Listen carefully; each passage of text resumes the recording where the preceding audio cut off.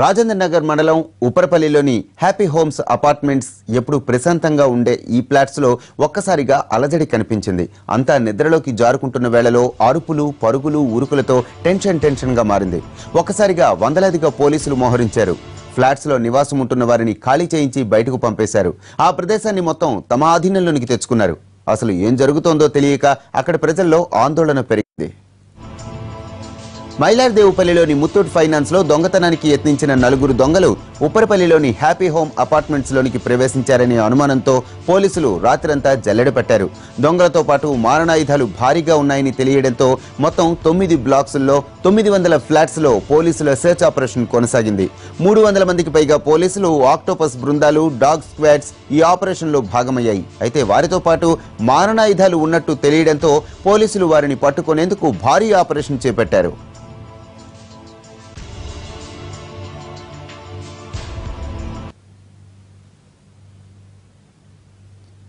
ఉప్పరపల్లిలోని happy homes apartments లో పోలీసులు చేసిన సెర్చ్ ఆపరేషన్ వృధా అయింది. సుమారు 600 మంది పోలీసులు 1000కి పైగా ఫ్లాట్స్ సెర్చ్ చేసిన ముత్తూట్ దొంగలు ఆచూకీ దొరకలేదు. అయితే ఇప్పటికే సీసీటీవీ ఫుటేజ్ ద్వారా 2 నిందితుల్ని పోలీసులు గుర్తించారు. వీరిద్దరూ గతంలో మహారాష్ట్ర, కర్ణాటకల్లో అరెస్ట్ అయ్యారు. 2004లో రాజ్యలక్ష్మి జ్యువెలర్స్ దొంగతనం కేసులో అరెస్ట్ అయ్యారు. అర్జున్ శెట్టి నాయకత్వంలో గ్యాంగ్ గా సర్దార్ అలానే బంటిగా చెలామణి అవుతున్నారు. అయితే నిన్న జరిగిన చోరీ యత్నంలో అర్జున్ శెట్టి పాల్గొలేదు.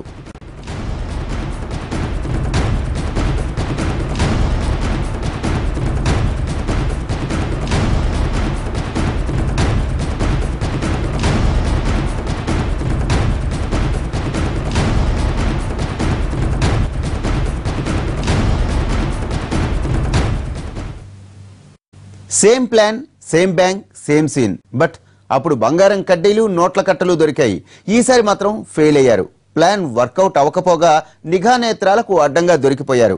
ముత్తూట్ రాబరీ యత్నం తెలంగాణలో కలకలం రేపుతోంది. ఇందుకీ ముత్తూట్లోనే దోపిడీలు ఎందుకు జరుగుతున్నాయి? ఇదే ఇప్పుడు హాట్ టాపిక్ గా మారింది.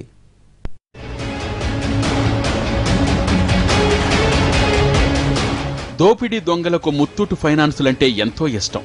వారికి అనుకూలంగా ఉండే ఆ ఫైనాన్స్ కంపెనీకి రెగ్యులర్ గా రావటం దోపిడీ ముఠాలకు హాబీగా మారింది.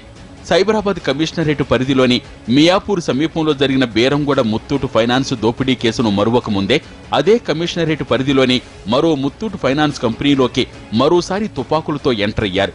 పట్టుకోండి చూద్దామంటూ పోలీసులకే సవాల్ విసిరిన ఈ ముఠ రెక్కీ చేయటంలో సక్సెస్ అయ్యారు. బట్ దోచుకోవటంలో ఫెయిల్ అయ్యారు.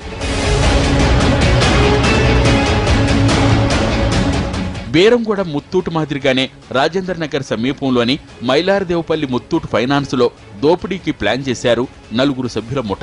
ఉదయం 7 గంటలకే బ్యాంకు దగ్గరికి కారులో చేరుకున్నారు. ఉదయం 10:30 ముత్తూట్ ఓపెన్ చేసే వరకు అక్కడే ఉన్నారు. అప్పటికే స్థానికులు ఎవరా వీరు అని పదే చూశారు, కానీ ఎవరూ వారిని ప్రశ్నించలేదు.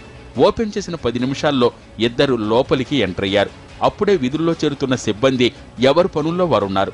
లోపలికి వచ్చిన 2 కస్టమర్ల మాదిరిగా సిబ్బందిలోని ఒకరితో మాట్లాడుతూ ఉండిపోయారు. ఇంతలో మరో 2 లోపలికి ఎంటర్ అయ్యారు. వెనుక నుంచి వచ్చిన ఆ 2ని చూడగానే అప్పటిదాకా కస్టమర్ల మాదిరిగా ఉన్న ఆ 2 కూడా కౌంటర్ పైకి జంప్ చేసి స్టాఫ్ ను తుపాకులతో బెదిరించటం స్టార్ట్ చేశారు. క్షణాల్లో ఏం జరుగుతుందో అర్థం కాని సిబ్బంది షాకు గురయ్యారు. ఎవరికి వారు అటూ ఇటూ పరిగెత్తుతూనే ఉన్నారు.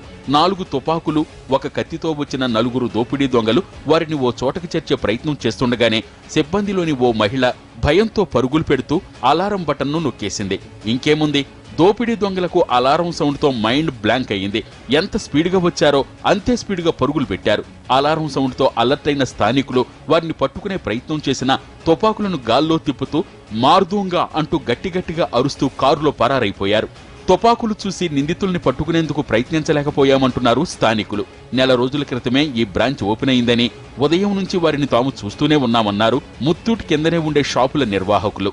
10 o'clock టైం వచ్చిందా సారుండి మొత్తుకుండేది వెనకాల మేము కిందకి వెళ్ళి వచ్చినాం. ఒక కింద షాపులు మాయ కింద షాప్స్ వాళ్ళని మేము కర్రలు కొట్టడం పైకి వరకు వాళ్ళు గన్లెట్టి మేము గుద్దునికి వెళ్ళిపోయినాం. వాళ్ళ 2 మీద 2 కన్ఫర్మ్ చూసినాం. 7:30కి మీ షాప్ తీసాక కారు అక్కడే ఉంది. అక్కడికి వెళ్ళి చూసినా 10:30 వాళ్ళు వచ్చిన తర్వాత మేము మళ్ళీ వీళ్ళు 60 వర్షం వరకు వచ్చినాం. పైకి వచ్చే వరకు 5-6 మంది మేము మేస్త్రీలు అందరం వచ్చే వరకు వాళ్ళు ఉల్టా మా మీద మేము దునికి పారిపోయాం కిందకి వెళ్ళిపోయాం. వాళ్ళు పోయేటప్పుడు కూడా గన్ ఇట్లా అలచలు చేసుకుంటూ పోయారు. तो मेरे पीछे मकानदार रहते वो लोग काम कर रहे थे, तो वहाँ से वो लोग भागते सडनली आए, ऊपर से चढ़े तो अपने को डाउट हुआ क्या हुआ बोल के, तो इतने में लोग पूरा बैक हुए नीचे हुए तो पूरा ऐसा बंदूक था उनके हाथ में, वो लोग सबको डराए, सूट बोल के बोलते कि इतनी में जाके कार में बढ़ के भागे. कितने लोग दिखे आपको? मुझे एक जन दिखा, पर लोग 3 थे बोल के बोल रहे सब.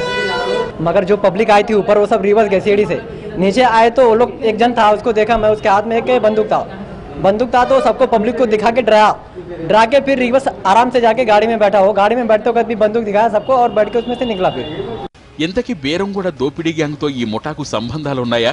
మైలార్దేవుపల్లి ముత్తూట్ ఫైనాన్స్ లో రాబరీకి ఎందుకు స్కెచ్ వేశారు? ఎక్కువగా ముత్తూట్ బ్రాంచులపైనే దోపిడీ ముఠాలు ఎందుకు ఫోకస్ పెడుతున్నారు? ఇప్పుడివే అనుమానాలు అటు ప్రజల్లోనూ ఇటు పోలీసుల్లోనూ వ్యక్తమవుతున్నాయి. ఓసారి రాబరీ జరిగినా కూడా మిగతా బ్రాంచులు ఎందుకు అప్రమత్తమవటం లేదు? బ్రాంచుల్లో సరైన భద్రతా చర్యలు ఎందుకు తీసుకోవటం లేదు?